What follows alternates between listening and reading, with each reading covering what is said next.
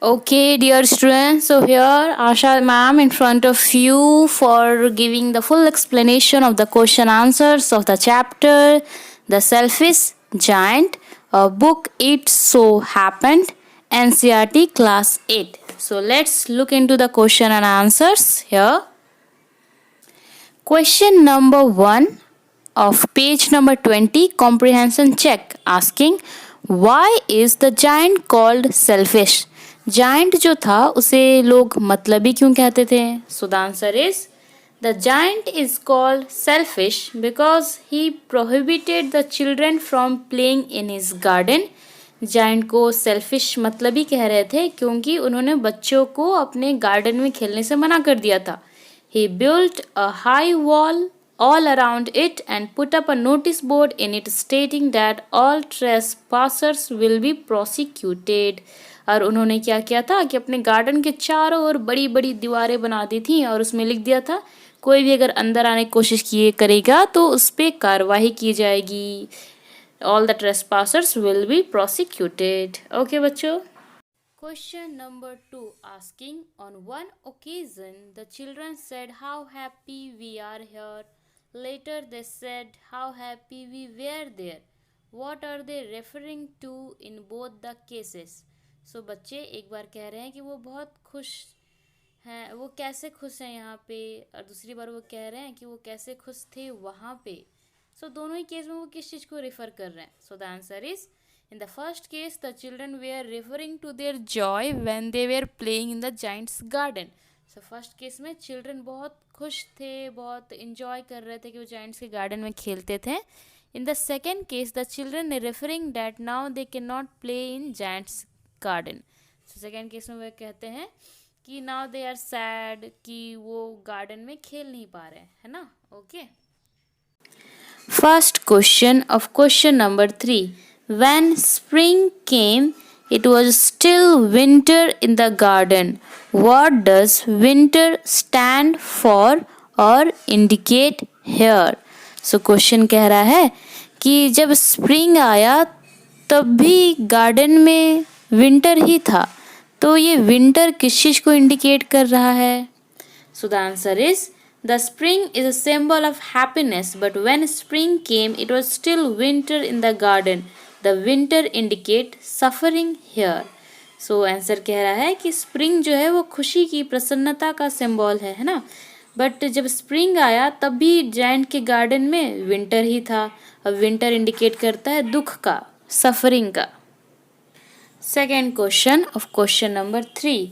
Winter has been presented like a story with its own characters and their activities. Describe the story in your words. So question कह रहा है कि winter को एक अलग सी कहानी की तरह उसे बताया गया है ना, तो आप उसे अपने शब्दों में बताओ. Okay. So winter is portrayed as an enemy. It has its own character. The snow covered the whole grass. The frost painted all the trees silver. They invited the north wind to stay with them. So answer कह रहा है कि winter को as a दुश्मन की तरह लिया गया है, एज अ दुश्मन की तरह बताया गया, पोर्ट्रेट किया गया है ना. क्या कि इसमें अपने अपने इसके कैरेक्टर हैं. जैसे जो बर्फ़ है, बर्फ़ को ऐसे कहा गया है कि उसने पूरे घास को, हरे घास को ढक दिया, चारों ओर सफ़ेद ही सफ़ेद दिख रहा है. और ऐसे ट्रीज़ को एकदम सिल्वर, चांदी की तरह पेंट कर दिया गया है. और नॉर्थ की जो विंड है, उत्तर दिशा की हवाएं को बुलाई गई हैं, जो कि यहीं पे ही रह रही हैं, वो जा ही नहीं रही है. मतलब ठंड जा ही नहीं रही है, स्प्रिंग आ ही नहीं रहा है ना. Question number 4, asking was the giant happy or sad over the state of the garden? Question आपसे कह रहा है कि वो विशाल आदमी खुश था या गार्डन की हालत देख के. So the answer is the giant was wandering for the no show by the spring. He was feeling sad for the winter. Now he was craving for a pleasant weather. So answer कह रहा है कि जो विशाल आदमी था वो सोच में पड़ गया कि स्प्रिंग क्यों नहीं आ रहा है, और वो दुखी महसूस कर रहा था विंटर पे, और वो चाह रहा था कि कब ये मौसम ख़त्म हो और कब फिर से स्प्रिंग सीजन आ जाए. Question number 5. What effect did the linnets song have over hill and the north wind? Question आपसे कह रहा है कि वो जो छोटी पक्षियाँ थी लिनेट्स, उनके सॉन्ग से ओलो, हेल और उत्तर की हवाओं पे क्या इफेक्ट पड़ा? सो the answer is hearing the linnet's song, the hell stopped dancing over his head and the north wind stopped roaring. So answer कह रहा है कि छोटी चिड़ियों की आवाज़ सुन के ओले रुक गए और जो नॉर्थ की हवा थी उसने भी गरजना बंद कर दिया. One of question number 1, comprehension check, page number 24. So the question is asking, the giant saw a most wonderful sight. What did he see? So the answer is, he saw that through a little hole in the boundary wall, the children had come in. They were sitting in the branches of the trees. So question कह रहा है कि giant को ऐसा क्या बहुत सुंदर सा चीज़ दिखा? सो आंसर ये है कि जाइंट ने देखा कि बाउंड्री का जो वॉल था उसमें कहीं पे होल था. उस होल से बच्चे गार्डन के अंदर घुस गए और बच्चे सब पेड़ों के ब्रांचेस में टहनियों में बैठे हुए थे और बच्चे खिलखिला रहे थे. Question number 2 of 1, what did he realize on seeing it? तो जाइंट जो था वो बच्चों को खेलता हुआ देख के उसने क्या रियलाइज किया? So answer is, he realized that he had been very selfish. Winter has been presented like a story with its own characters and their activities. So answer कह रहा है कि जाइंट को रियलाइज हुआ कि वो बहुत ही स्वार्थी और मतलबी था. तो जो विंटर था वो स्टोरी में एक्चुअली उसके कैरेक्टर को ही रिप्रेजेंट कर रहा था. Okay. Question number 2, why was it still winter in one corner of the garden? Question कह रहा है कि अभी भी गार्डन के एक कोने में ठंडी थी, ऐसा क्यों? So the answer is, the presence of symbol of winter in that corner is to symbolize the past deeds of the giant which led to overall unhappiness in the garden. So answer कह रहा है कि winter का presence होना मतलब बता रहा है कि जो बुरे कर्म जो विशाल जायंट ने अपने टाइम पे किए थे उसी के कारण दुख था गार्डन में, है ना. Question number 3, describe the first meeting of the little boy and the giant. तो अच्छे से व्याख्यान कीजिए. जब पहले जो फर्स्ट टाइम जो मीटिंग हुआ था वो छोटे से बच्चे विशाल आदमी का, तो कैसा मीटिंग था वो? सो the answer is, the first meeting of the little boy and the giant was beneath the tree that was covered with Frost and snow. The giant took him gently in his hands and put him up into the tree. The tree at once blossomed and the birds came and sang on it. So answer कह रहा है कि वो जो छोटा नन्हा बच्चा था वो विशाल आदमी को पेड़ के नीचे पे मिला था. वो पेड़ जो पूरा बर्फ से ढका हुआ था. तो जैसे ही उस बच्चे को जाइंट आदमी ने अपने गोद पे लिया और उसे पेड़ की टहनी पे बिठाया, तुरंत ही बर्फ पिघल गए, फूल खिलने लगे और चिड़िया आके गाना गाने लगी. Question number 4, describe their second meeting after a long interval. तो नन्हे बच्चे और विशाल आदमी के बीच में जो लंबे समय के बाद जो मीटिंग हुई उसे थोड़ा डिस्क्राइब कीजिए, व्याख्यान कीजिए. So the answer is, their second meeting was after a long interval. It was the time of winter. One morning the giant saw out of his window that there was still colors of spring in one corner of the garden. बच्चों यहाँ पे spelling होगा corner, CORNER. ठीक है, आप सुधार लेना, है ना. सो सेकेंड का आंसर क्या, क्वेश्चन का आंसर क्या कह रहा है कि सेकेंड मीटिंग भी जब बच्चे का हुआ बड़े आदमी के साथ तो वो ठंडे का ही मौसम था.